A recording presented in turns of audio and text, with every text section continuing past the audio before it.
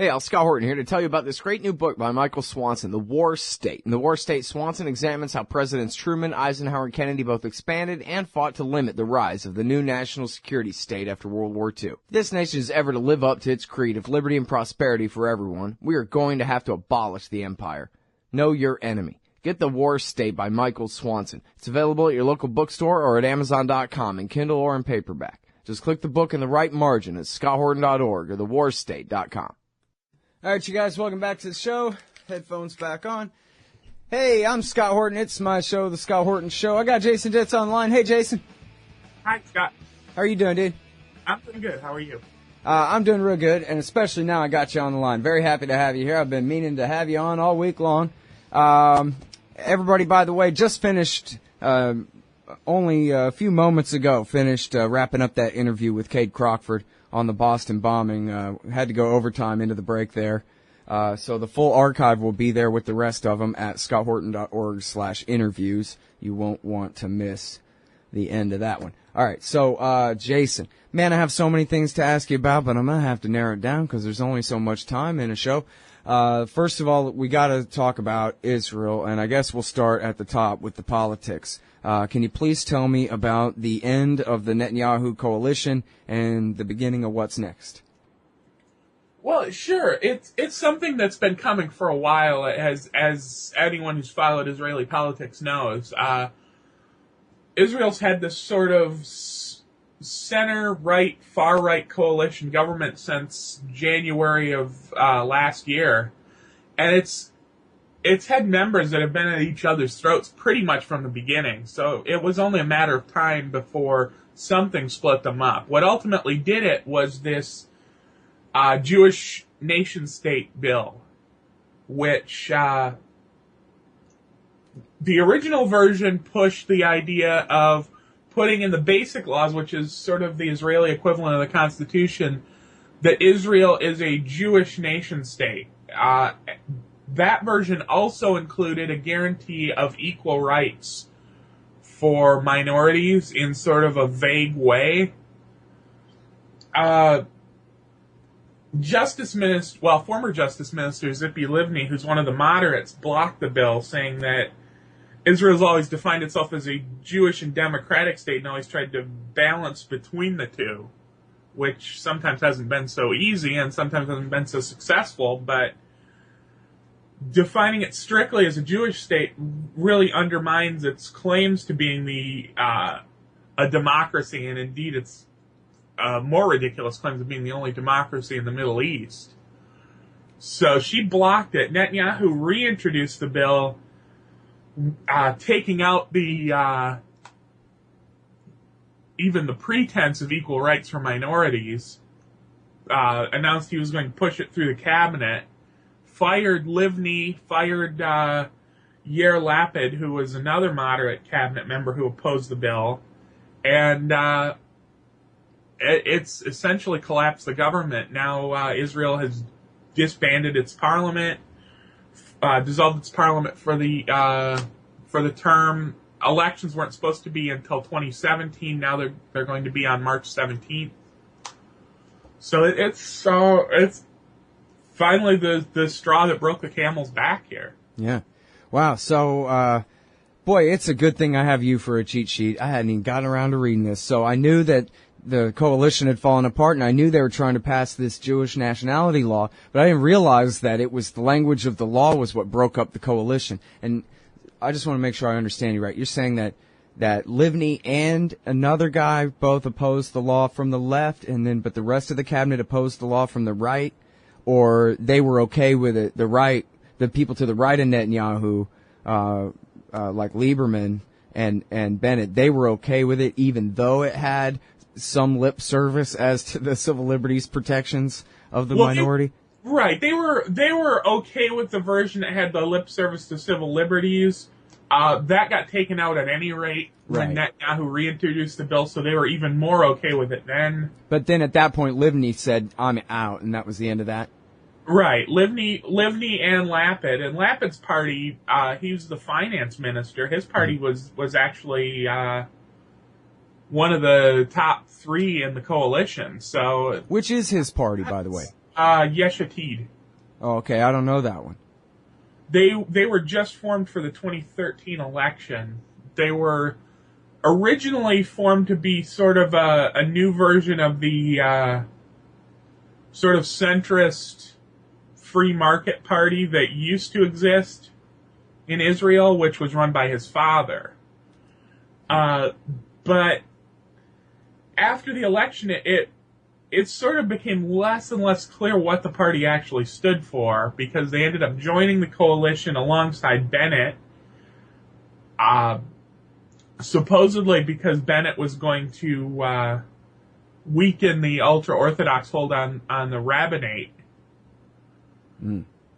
Yeah, that's an interesting split between the secular right nationalists and the religious right. You'd think that they would put their differences aside, but guess not. Right, and that's going to be a big problem going forward in the elections, because it's unthinkable for the ultra-Orthodox parties to be in a coalition with Lieberman. I mean, they despise Lieberman, and Lieberman despises them.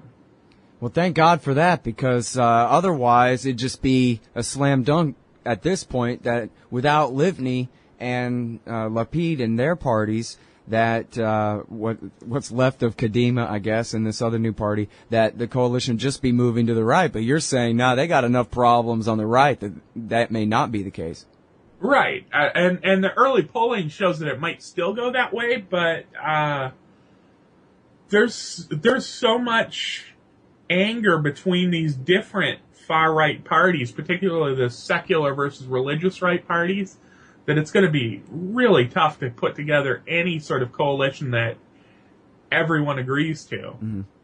Well, and now, I want to mention to you this thing that I read in the Jewish Daily Forward that was a really smart, I think it was just, their editorial board kind of essay rather than, with one person named on it. But the point of it was that this law is not for the majority, and I guess it's in jeopardy now, this law, but it's not for the majority. They already rule. They already know it's a Jewish state. They're living it. This is a law for the minority. This is a law to stick it in the face of the minority that this country is not yours. And then they make the obvious parallel. It's the Jewish Daily Forward, an American publication after all. What if they declared America a white Protestant state? How would you like that, liberal Jews of America, who, are 2% of the population? Would that make you feel very comfortable? Well, that's what they're doing in Israel right now. As though the Muslims and the Druze and the Christians of Israel, never mind the occupied territories, don't know that they're third and fourth class citizens, as it is already. They gotta be reminded that, Jewishness predominates over democracy. Enough of the pretense. Right, and the fact that they're all, second and third class citizens, which nobody really questioned in the first place, I think is less the issue for a lot of the centrist Israeli parties. I don't think Livni and Lapid have tremendous problems with that fact, right? Because Israeli centrists are quite a bit different from centrists in most countries. Centrist is kind of a relative term. Yeah, absolutely. Even the Labor Party, they're run by Ehud Barak. So, or I guess they were, he retired now or whatever, but that's his party anyway. So, they're as militarist as Likud or anybody else. Right. And I believe it's Isaac Herzog runs Labor now, and he's a little more to the left than Barak was. But, the real issue was this sort of putting it in the basic laws as a Jewish state and not Jewish/democratic state. I think that was really the sticking point here. Or just leaving it alone, right? It's already, as they said in the argument, right? As you cited Livni saying there. It's always been a Jewish and democratic. Now, they ethnically cleansed all the non-Jews out of there so that they'd have their 80-20 super-duper majority, but it is what it is at least. But to now just renounce the democracy part, that leaves them with what? Sectarian nationalism? Right. Bad old days, medieval times. All right, we'll be right back. It's Jason Ditz. I want to ask you all about the Iraq and Syria wars, too, here in just a minute. News.antiwar.com. I didn't even give you a proper introduction. It's the great Jason Ditz. News.antiwar.com. He's covering everything. Hey, y'all, Scott Horton here for WallStreetWindow.com. Mike Swanson is a successful former hedge fund manager who provides his subscribers with a very real window into his investments, updating them on every move he makes in the markets. Right now, Mike's anticipating a bear and is dumping all the stocks while the getting is good, investing instead in gold and the commodities. Protect your assets and learn the wise ways of the markets. WallStreetWindow.com. And check out Mike Swanson's great contribution to the history of the rise of the American empire and the war state. Available at scotthorton.org/Amazon. All right, you guys.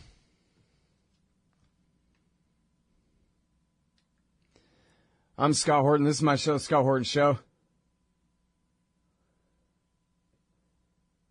I'm talking with Jason Ditz. He's at news.antiwar.com. He's the news director there at antiwar.com. He's the most important part of antiwar.com. News.antiwar.com. Yeah, it's a judgment call, and I'm making. All right. Listen, so one last thing. I think I assumed a thing that I don't know for sure, but I think maybe I'm right. Jason, was I right that because of the breakup of the government now and the call for new elections and everything over there in Israel that the new law is actually stalled? Or it's sailing on through anyway, or what's the status with that? Right. It's probably going to be stalled until after the new election. Okay. I think I was just assuming that, but thanks for clarifying that. Okay, and now, I almost don't believe it, but I know that you wrote it, so I do. Planned Israeli bill would revoke... Oh, and it's about Israel, so yeah, I do. Planned Israeli bill would revoke residency for, quote, bad people and their relatives, would give broad authority to Interior Ministry to expel Arabs. This is from November the 23rd at news.antiwar.com. Please explain. Well, this sort of came about, and this bill hasn't passed either, so whether it will or not, with the government splitting up, remains to be seen. This was another thing that came out in the middle of sort of the crackdown on protests in occupied East Jerusalem, the government condemning everyone as rioters. And the bill was initially sort of pushed as an idea by the mayor of Jerusalem, who came up with this, we need to get rid of the bad people, quote, in a speech. And the bill is incredibly broad because it covers quote-unquote terrorism, but it includes anyone who is involved in a riot, which is to say anyone that's been involved in any Arab protest in East Jerusalem. I mean, basically, they've labeled every single one a riot, whether anything happened or not. People who've thrown rocks, which, of course, includes children. People who incite, which is also an incredibly broad topic. And I mean, that covers a vast chunk of the population to begin with, but it also includes their families. And it doesn't really say how broad that definition is either. So is it their extended family? Is it just their immediate family, or what? I mean, basically this law would allow, if it passes, would allow the Israeli Interior Ministry at its discretion to just wholesale revoke residency permits for entire neighborhoods in East Jerusalem and basically depopulate the area. Yeah. Well, let me ask you this, if I can figure out a good way to ask it. Now that the whole Kerry thing has fallen apart, what I think everybody, even in D.C. and New York and all the fancy places that they write, agreed that, well, that's it for the two-state solution. No more pretending that the Israeli government is ever going to negotiate in good faith for an independent Palestinian state. I wonder if that's changed the conversation very much in Israeli politics about, well, so just what is the future of the West Bank? I mean, obviously they're, moving forward at all times in East Jerusalem and in the rest of the West Bank, but have they sort of shifted into a higher gear? Is there sort of an understanding like we talked about before about that law that, well, we're just going to have to ditch the democracy thing because we can't pretend that it's an 80-20 split. It's much more like a 50-50 split. The Jews might even be in a minority now if you count the West Bank and Gaza Strip and the occupied territories, the Golan Heights, and all the non-Jews inside Israel, quote-unquote, proper there. They might not even be the majority at all anymore. And I just wonder whether they're talking about that. Okay, fine. Now it's time to go ahead and annex the West Bank and then deal with the new reality. Stop pretending that it's a slow motion process. We're at the end of the process now. It belongs to the state of Israel, that kind of thing, or what? Well, I think that certainly that's how Bennett and the far right see it, and the more far right portions of Likud also see it. But I think a lot of the other parties are, particularly with this long-standing threat of early elections, have been trying to position themselves in different ways for the sake of gaining votes this time around, because the polls still show that a two-state solution is quite popular in Israel. Most Israelis are fine with the idea, particularly supportive if it ends all the violence that is constantly going on over these settlements. But and one of the particularly big surprises is Lieberman, who for decades has been one of the most staunch anti-two-state solution people. He's come out in the past week in favor of a two-state solution now, saying, well, and it's not an ideal two-state solution from the more moderate perspective, because he's coming up with the idea of ethnically cleansing the rest of Israel by expelling the minorities into the new Palestinian state. But the fact that he's even open to the idea that, well, maybe some of this land is going to not be part of Israel in the future is a big change. And that goes back to that right-wing split between the secularists and the religious types there, because he doesn't care so much about Judea and Samaria. He's more interested in playing real-world politics than superstition. Right. As brutal as he is, and as willing as he is, as you just explained, to violate people's rights to get his way at least makes more sense in an evil way, but still, rational. Right. He's much less interested in keeping this greater Israel conceit going, and he even says that it's probably time to abandon the notion of greater Israel, that Israel is just going to be expanding into this enormous state territorially, and to focus instead on unity, which is to say getting rid of the minorities inside of Israel itself. Because it's fairly obvious you can't easily do both. I mean, I guess theoretically you could genocide everybody else, but that's not going to sell very well, even for the constantly pro-U.S., pro-Israel U.S. is not going to just sit by while Israel does God knows what to these people.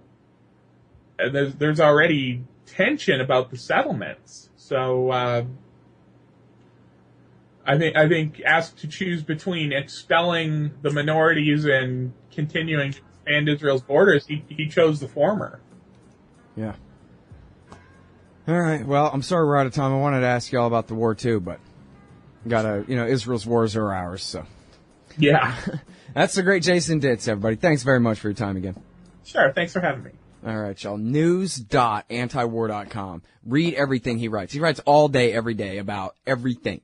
News.antiwar.com. Back in just a sec. Hey, all, Scott Horton here for The Future Freedom, the monthly journal of the Future Freedom Foundation. As you may already be aware, Jacob Hornberger, Sheldon Richman, and James Bovard are awesome. They're also in every issue of The Future Freedom, and they're joined by others of the best of the libertarian movement. People like Anthony Gregory, Wendy McElroy, Lawrence Vance, Joe Stromberg, and many more. Even me. Sign up for The Future Freedom at fff.org/subscribe. It's just $25 a year for the print edition, $15 to read it online. That's The Future Freedom, edited by Sheldon Richman at fff.org/subscribe. And tell me you heard it here.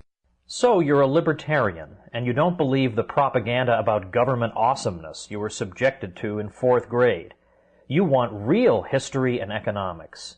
Well, learn in your car from professors you can trust with Tom Woods' Liberty Classroom.